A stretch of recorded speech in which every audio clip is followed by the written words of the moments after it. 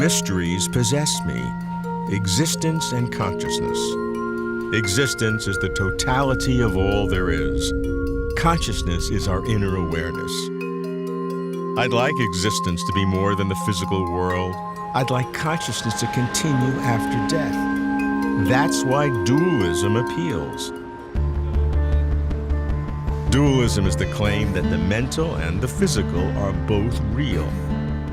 In the past, almost everyone was a dualist. Body and soul, a physical body and an immortal soul. No more. Today, dualism is rejected by most scientists. Even most philosophers won't defend dualism. Me? I'm not so sure. Can dualism explain consciousness? I'm Robert Lawrence Kuhn, and Closer to Truth is my journey to find out.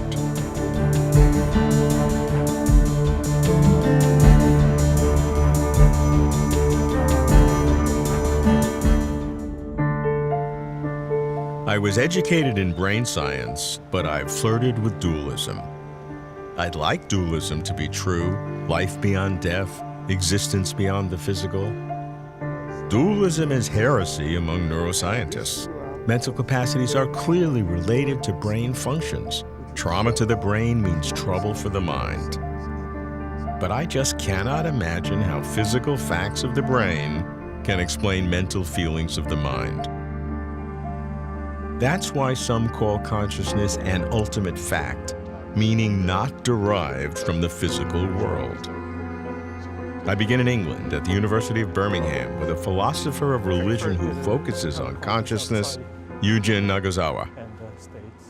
Yujin, when I explore all the different approaches to consciousness, neuroscience, talking to people who believe in ESP or religious people, physicists, at the end of the day, there's one question and one way to ask it, and that is consciousness something that is relatively accidental, the product of some evolutionary development that has been layered on top of the development of the physical world, or is consciousness some ultimate fact of reality that religions tap into or parapsychology can see? That's the big question. Is consciousness an ultimate fact? So there are various philosophical views that regard consciousness as an ultimate fact. One is idealism. Idealism says that everything is ultimately non-physical or mental. So consciousness is the fundamental feature of this world.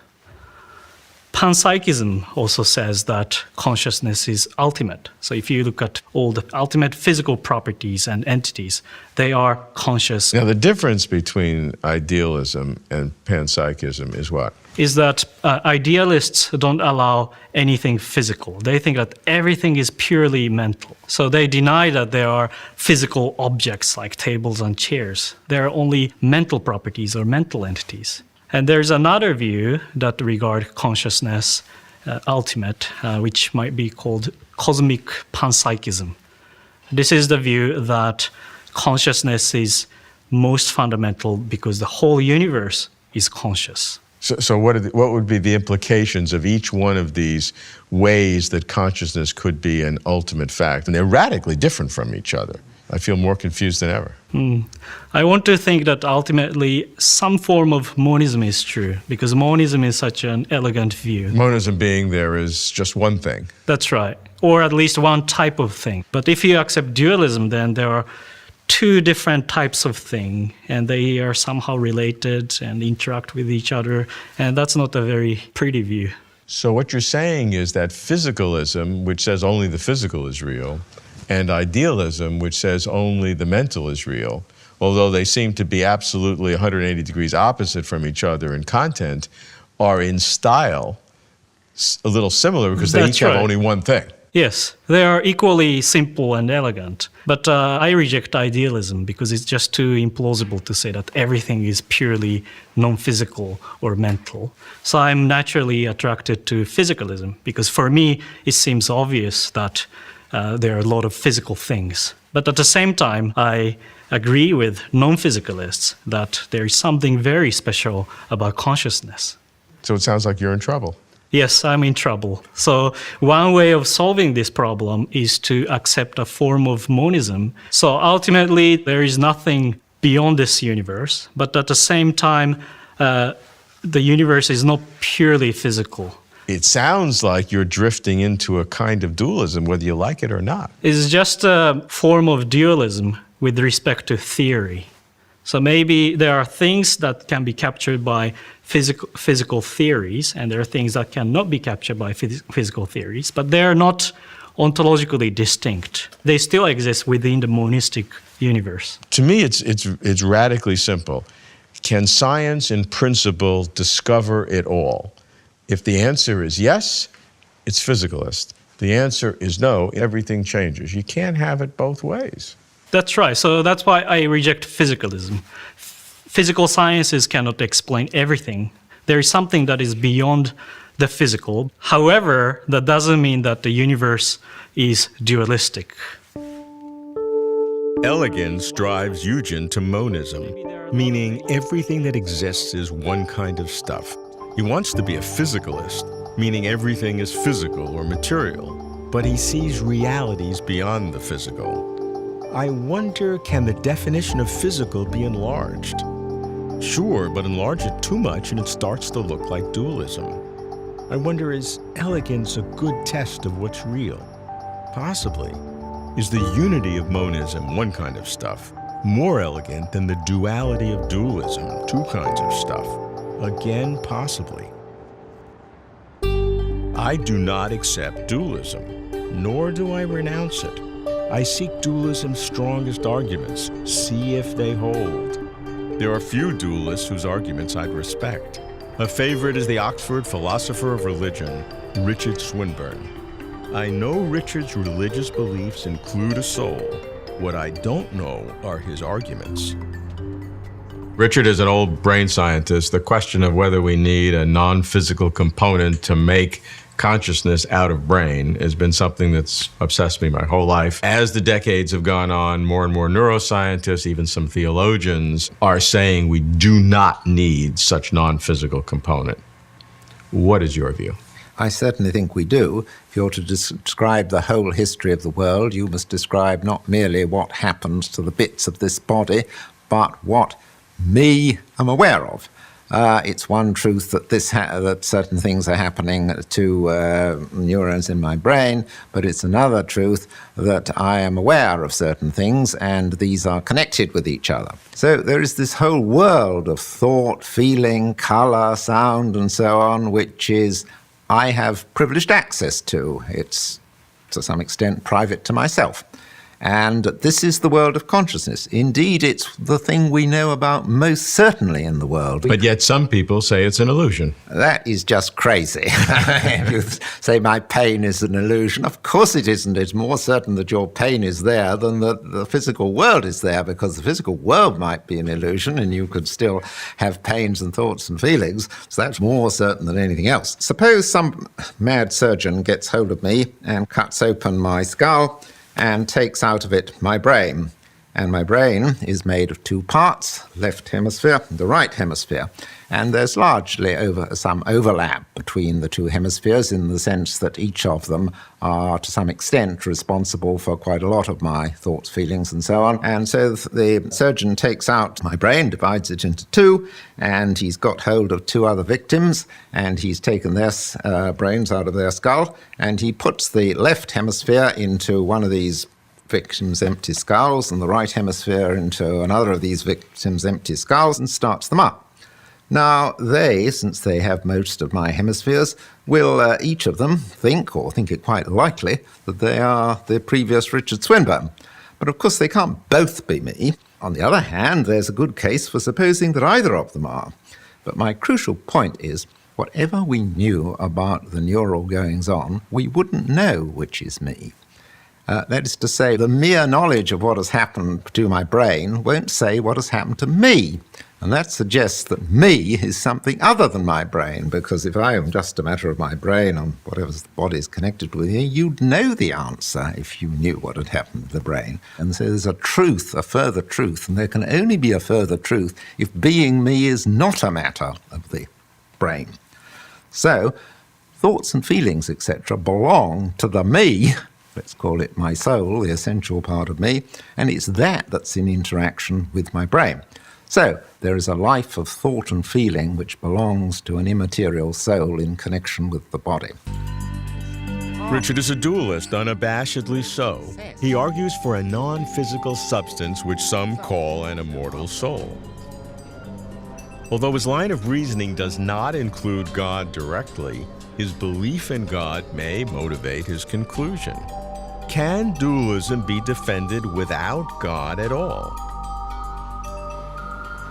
I visit the technology philosopher and seer, Jaron Lanier. No topic intimidates Jaron. Jaron, let's just say we accept the reality of consciousness.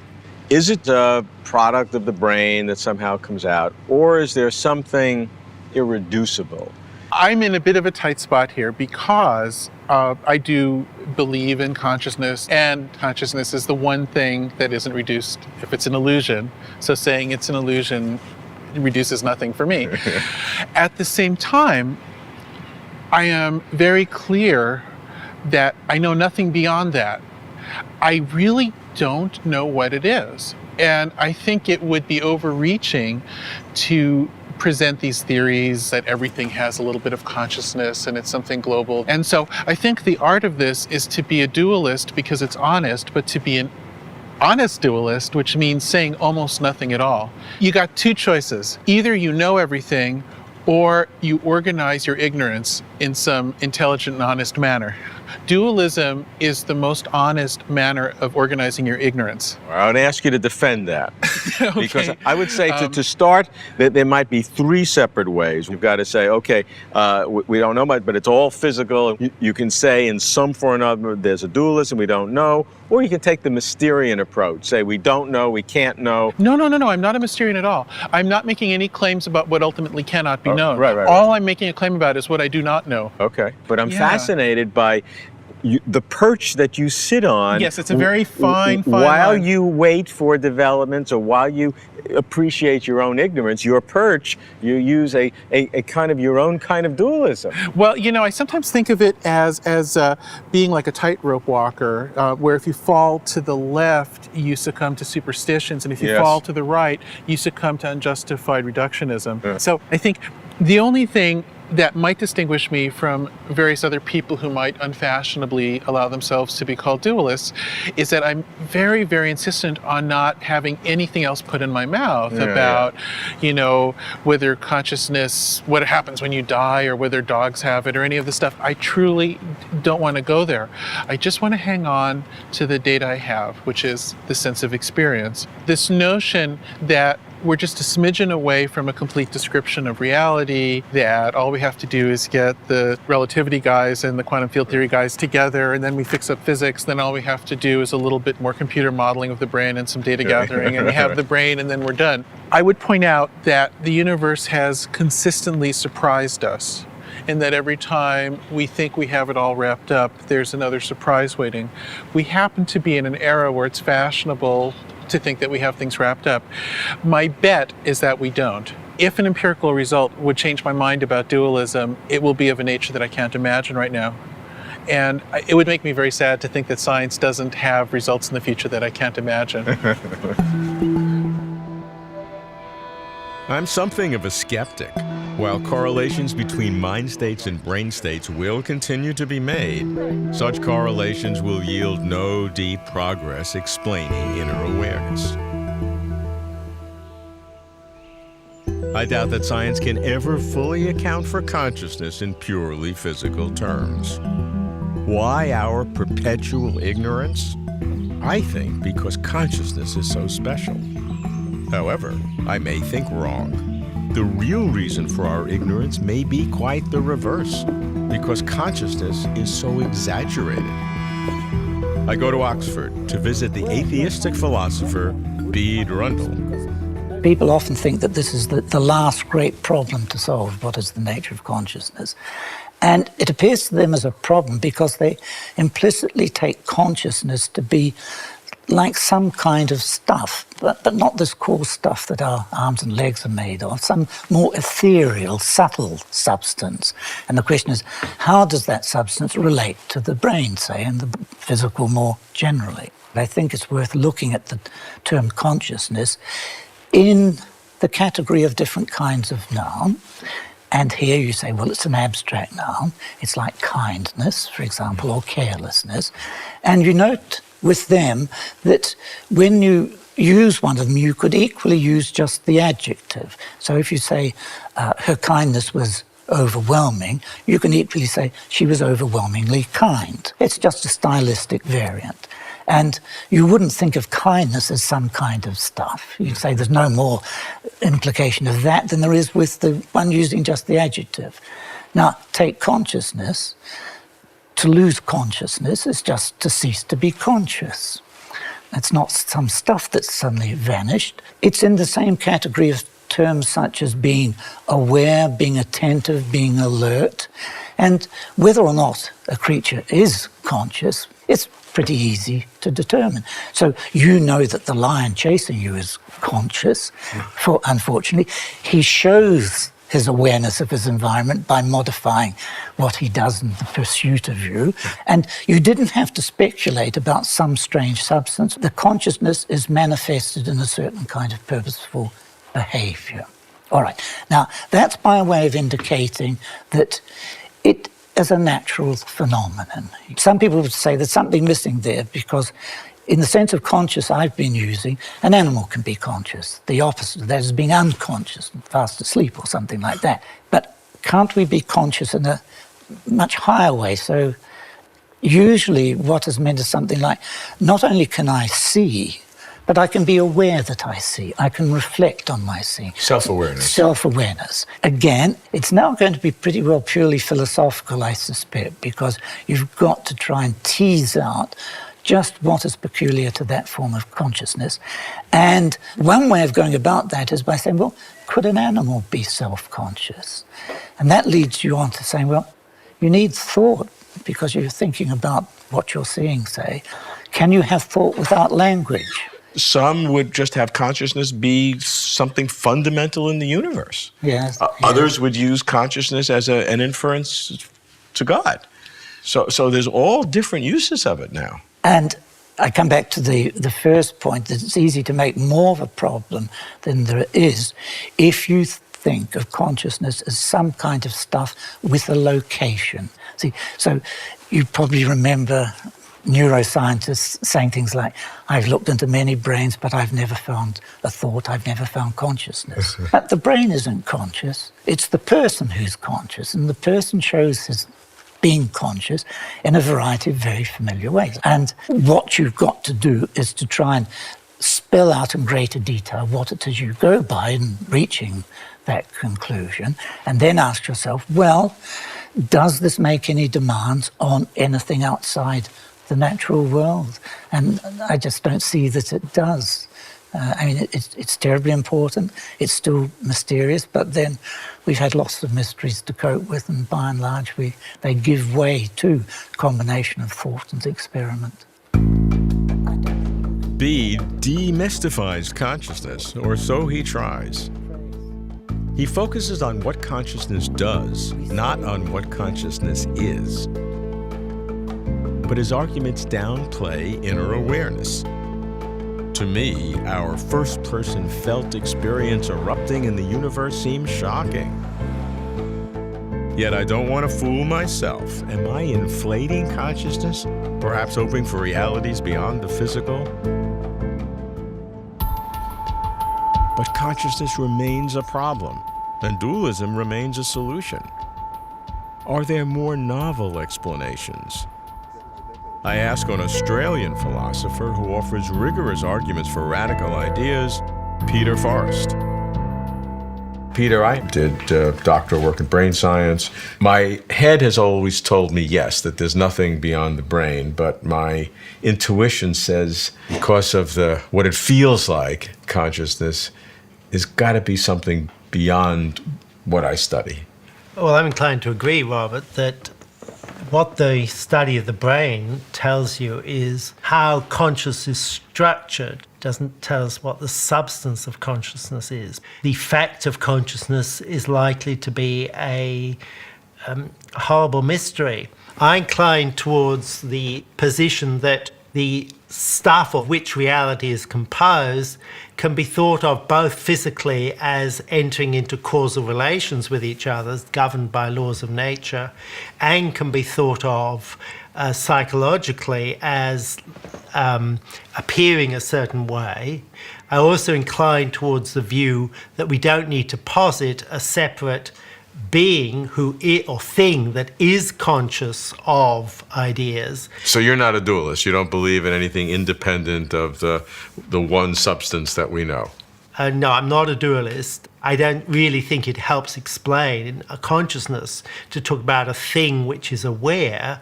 I think the best we can do is say that these brain processes, which we partially understand in terms of the causal relations between them, appear a certain way. It's not as if we have to shine the light of consciousness on them for them to appear. They just do appear. We say they. What's they? The brain states. The billions of neurons firing little complicated impulses, patterns. Complicated patterns of electrical impulses. Yes. What are you saying about them? I'm saying that it's their nature to appear, and that appearing constitutes the mind which we ordinarily think of as being aware of them. So the basic mystery is that things appear, not that there is something which is aware. But the mystery is still there. Now, the mystery is still there. Is this identity theory where those brain states are the consciousness? I think they can be the conscious experience of the feeling. How can you do that? They are just electrical impulses, patterns. Okay. Yes. The most I can say here is that everything is like that. Everything appears somehow or other. Now, to say that everything appears somehow or other doesn't remove the mystery, but what it does is it removes another mystery. And the mystery that it removes is, why should brain processes appear when, say, other processes don't? So the kind of view that I hold, it's like panpsychism, except there's this active-passive switch. So everything appears. Whereas the panpsychist says that everything is conscious. Yeah, I'm not saying everything is conscious, I'm saying everything appears. Doesn't there have to be a subject of that appearance? There is the subject, but the subject is constituted by the appearing. The subject doesn't exist prior to and independently of the appearing. And this only happens in brain states? No, I'm saying it happens in everything in different ways. So there's nothing special about brain states? What's special about brain states is that they result in a certain kind of conscious states, ones that are capable of representing the world around them. Why do you call yourself a moderate materialist? Because I reject dualism, and a materialist typically means someone who thinks that not merely is the ultimate stuff material, I have no objection to that, but it's purely material. Whereas I want to say the ultimate stuff is material or physical, but it's not purely physical because it appears. The technical phrase for this is neutral monism. But if you say to someone, at a party or something, well, I'm a neutral monist, they may think, or they think you've got some sort of weird condition and wonder whether it's infectious. Yes. Materialism is the best I can do. The point is, I'm not a dualist, and I'm not an idealist either. In fact, in a way, I'm nearer to being an idealist, but I'm not a dualist, no. Though dualism is dismissed by most philosophers, it does have defenders. Those who believe in God, those who cannot make physicalism work. Some say that human consciousness comes from cosmic consciousness, which is the foundation of all existence. But mysteries solved by mysticism seem too neat. Those who reject dualism come in three varieties. 1, physicalists, who argue that consciousness is exaggerated or an illusion, and that mind will be explained entirely by brain. 2, Idealists, who argue that only consciousness really exists. 3. Monists, who argue that consciousness and the physical world are both manifestations of a single thing. To me, mind takes more than brain, so I'm not a physicalist. I'm intrigued by idealism, but the world is too real. Monism offers the elegance of a single stuff, but its physical and mental manifestations look, well, rather like dualism. So does dualism explain consciousness? Not impossible. And does consciousness explain existence? That's a longer leap, getting closer to truth.